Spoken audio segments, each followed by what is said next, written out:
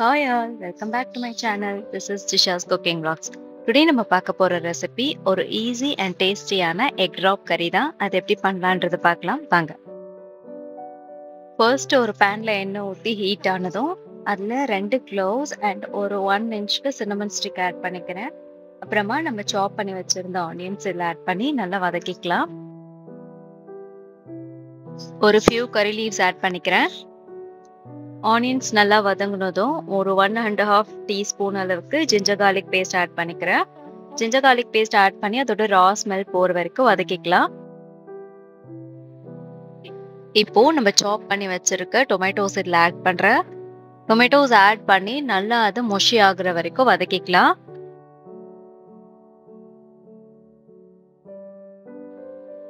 தேவையான அளவுக்கு சால்ட்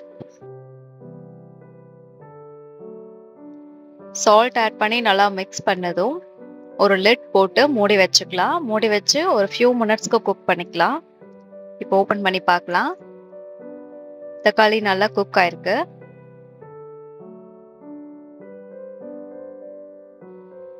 இப்போ இதில் டர்மரிக் பவுடர் ஆட் பண்ணிக்கிறேன். ஹோல் சில்லி பவுடர், இதுலயே வந்து கொரியாண்டர் பவுடரும் ஆட் ஆயிருக்கும். நல்லா மிக்ஸ் பண்ணிக்கலாம். மசாலாஸோட மெஷர்மெண்ட்ஸ்லாம் டிஸ்கிரிப்ஷனில் கொடுத்துருக்கேன், செக் பண்ணிக்கோங்க. ஒரு டீஸ்பூன் கரம் மசாலா ஆட் பண்ணிக்கிறேன். நல்லா மிக்ஸ் பண்ணி விட்டுக்கலாம். இந்த மசாலாஸ் எல்லாமே நல்லா மிக்ஸ் ஆனதும் இதுக்கு தேவையான தண்ணி நான் ஆட் பண்ணிக்கிறேன். தண்ணி ஆட் பண்ணிட்டு இதை நம்ம கொதிக்க வைக்கணும்.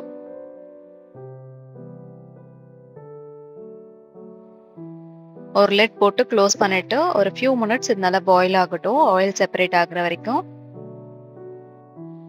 இப்போ ஆயில் நல்லா செப்பரேட் ஆயிடுச்சு. நம்ம கோகனட் பேஸ்ட் பண்ணி வச்சிருக்கோம். தேங்காய் அரைக்கும் போது அதுல கொஞ்சமா சோம்பு ஆட் பண்ணிருக்கேன்.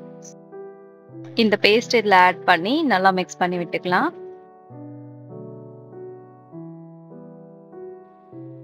லிட் போட்டு க்ளோஸ் பண்றதுக்கு முன்னாடி சால்ட் கரெக்டா இருக்கான்னு செக் பண்ணிக்கோங்க.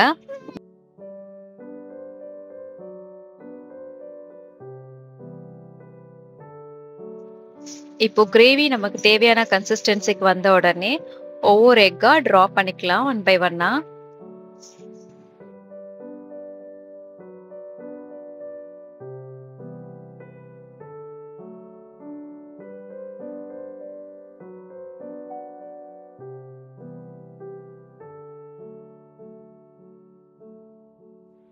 இப்போ லெட் போட்டு க்ளோஸ் பண்றதுக்கு முன்னாடி கொஞ்சமா கறி லீவ்ஸ் ஆட் பண்ணிக்கிறேன். இப்போ இது ஒரு 5 to 8 மினிட்ஸ்க்கு மீடியம் ஃப்ளேம்ல குக் பண்ணிக்கலாம். இப்போ ஓபன் பண்ணி பார்க்கலாம்.